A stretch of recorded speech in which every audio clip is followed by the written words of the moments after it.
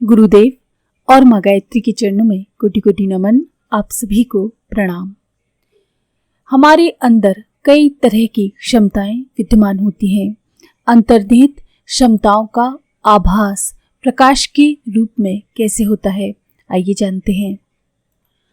अलौकिक एवं अतीन्द्रिय क्षमताएं हर किसी में मौजूद हैं बीज रूप में, और ये संभावना हर किसी के सामने खुली पड़ी है कि उस दिव्य शक्ति को प्रयत्नपूर्वक विकसित करके न केवल अपना किंतु दूसरों का भी भला कर सके।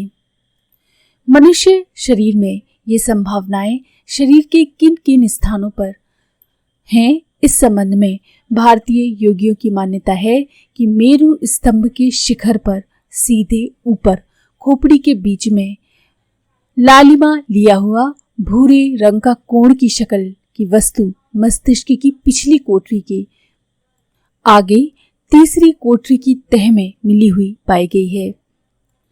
दूरवर्ती वस्तुओं और सूक्ष्म से सूक्ष्म मन तक लगाव का कारण योगी लोग इसी स्थान को मानते हैं।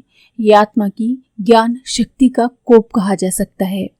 इस अवयव के लिए यह आवश्यक नहीं कि इसमें कोई बाहद्वार जैसा कान नाक मुंह में होता है इसमें हो। इसमें से उठने वाले विचार कंपन स्थूल पदार्थों का भेदन करके भी उसी तरह भेदन कर जाते हैं जिस तरह एक्सरेज वो सूक्ष्म विचार कंपन पहाड़ों की चट्टानों लोहे आदि का भी भेदन करके उसके भीतर की आणविक संरचना का ज्ञान प्राप्त कर सकते हैं।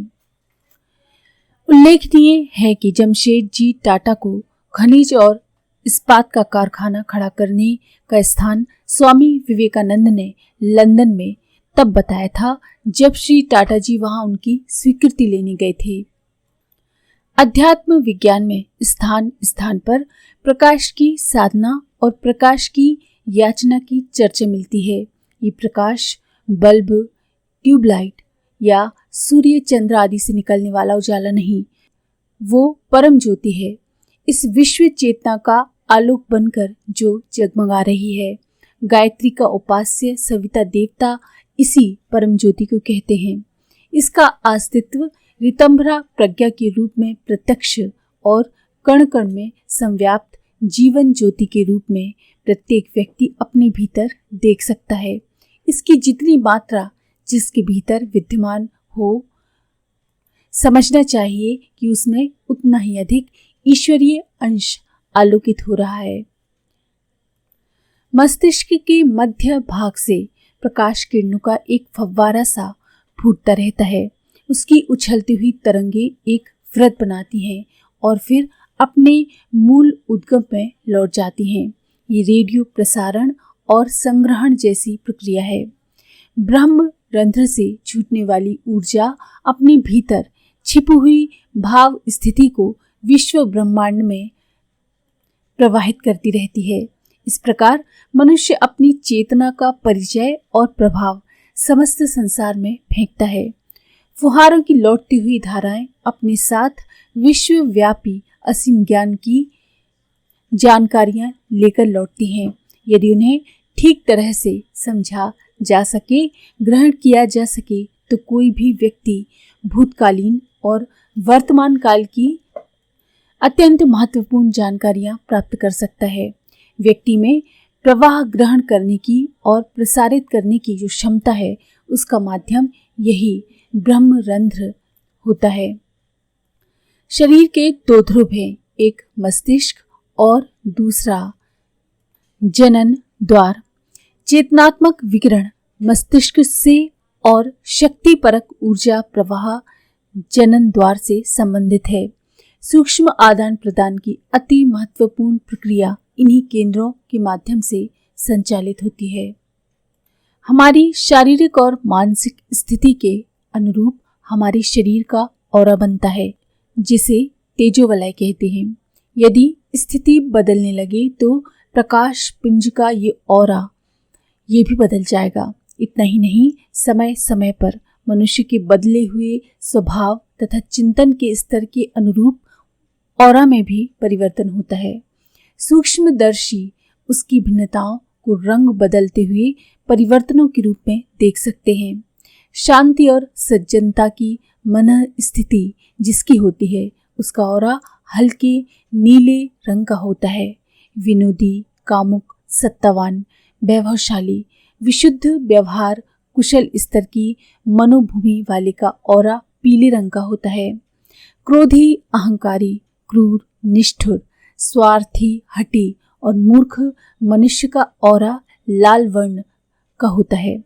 हरा रंग सृजनात्मक एवं कलात्मक प्रवृत्ति का घोतक है। गहरा बैंगनी चंचलता और अस्थिर मति का प्रतीक है।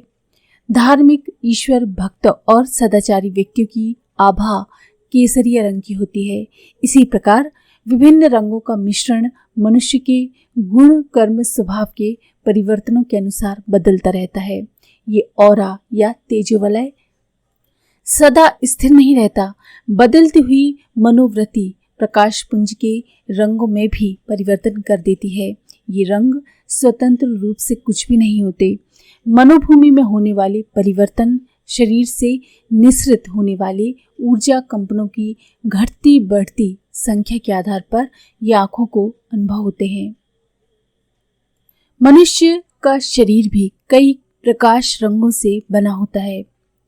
अनेक रोगियों पर, अपराधियों पर तथा सामान्य व श्रेष्ठ व्यक्तियों का सूक्ष्म निरीक्षण करके डॉक्टर जे.सी. ट्रस्ट ने बताया है कि जो मनुष्य जितना श्रेष्ठ और अच्छे गुणों वाला होता है, उसके मानव अणु दिव्य, तेज और आभा वाले होते हैं, जबकि अपराधी और रोगी व्यक्तियों के प्रकाश अणु क्षीण और अंधकारपूर्ण होते हैं।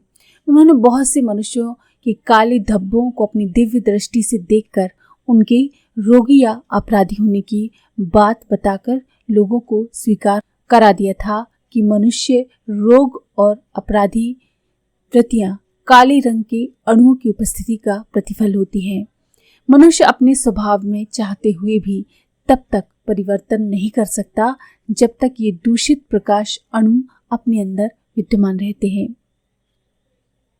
यही नहीं, जन्म जन्मांतरों तक खराब प्रकाश अणुओं की उपस्थिति मनुष्य से दुष्कर्म कराती है। इस तरह मनुष्य पतन के गड्ढे में बार बार गिरता है और अपनी आत्मा को दुखी बनाता है। जब तक ये अणु नहीं बदलते, ना निष्क्रिय होते हैं, तब तक मनुष्य किसी भी परिस्थिति में अपनी दशा को सुधार नहीं पाता। लेकिन ये तो है कि अपने प्रकाश अणुओं में यदि तीव्रता है तो उससे दूसरों को भी सहायता दी जा सकती है, रोग दूर किए जा सकते हैं। खराब विचार वालों को कुछ देर के लिए अच्छे संत स्वभाव में बदला जा सकता है। महर्षि नारद के संपर्क में आते ही डाकू वाल्मीकि के प्रकाश अणुओं में तीव्र झटका लगा और वो अपने आप को परिवर्तित कर डालने पर विवश हो गए। भगवान बुद्ध के इन प्रकाश अणुओं से निकलने वाली विद्युत विस्तार सीमा में आते ही डाकू अंगुलीमाल की विचारधाराएं पलट गई। ऋषियों के आश्रमों में गाय और शेर एक ही घाट पर पानी पीते थे। वो इन प्रकाश अणुओं की ही तीव्रता के कारण होता था। उस वातावरण से निकलते ही व्यक्तिगत प्रकाश अणु फिर बलवान होते हैं और वो पुनः दुष्कर्म में लग जाते हैं। इसीलिए किसी को आत्मशक्ति या अपना प्राण देने की अपेक्षा भारतीय आचार्यों ने एक पद्धति का प्रसार किया था, जिसमें इन प्रकाश अणुओं का विकास कोई भी व्यक्ति इच्छानुसार कर सकता था। देव उपासना उसी का नाम है। उपासना एक वैज्ञानिक प्रक्रिया है जिसमें हम अपने भीतर के काले, मटमैले और पापाचरण को प्रोत्साहन देने वाले प्रकाश अणुओं को दिव्य, तेजस्वी, सदाचरण और शांति एवं प्रसन्नता की वृद्धि करने वाले मानव अणुओं में परिवर्तित करते हैं। विकास की इस प्रक्रिया में किसी तत्व, पिंड या ग्रह नक्षत्र की साझेदारी होती है। उदाहरण के लिए, जब हम गायत्री की उपासना करते हैं तो हमारे भीतर के दूषित प्रकाश अणुओं को हटाने और उसके स्थान पर दिव्य प्रकाश अणु भर देने का माध्यम गायत्री का सविता देवता अर्थात सूर्य करता है। ये प्रकाश के अणु भिन्न भिन्न स्वभाव के होते हैं। मनुष्य का जो भी स्वभाव आज दिखाई देता है ये इन्हीं प्रकाश अणुओं की उपस्थिति के कारण होता है। यदि इस विज्ञान को समझा जा सके तो न केवल अपना जीवन शुद्ध, सात्विक, सफल, रोग मुक्त बनाया जा सकता है, वरन औरों को भी प्रभावित और इन लाभों से लाभान्वित किया जा सकता है। तमसो मा ज्योतिर्गमय मंत्र में इसी दिव्य प्रकाश की याचना हम करते हैं। इसी की प्रत्येक जागृत आत्मा को आवश्यकता अनुभव होती है। इसीलिए गायत्री उपासक अपने जप में इसी ज्योति को अंतः भूमिका में अवतरण करने के लिए सविता का ध्यान करता है। आज के लिए इतना ही।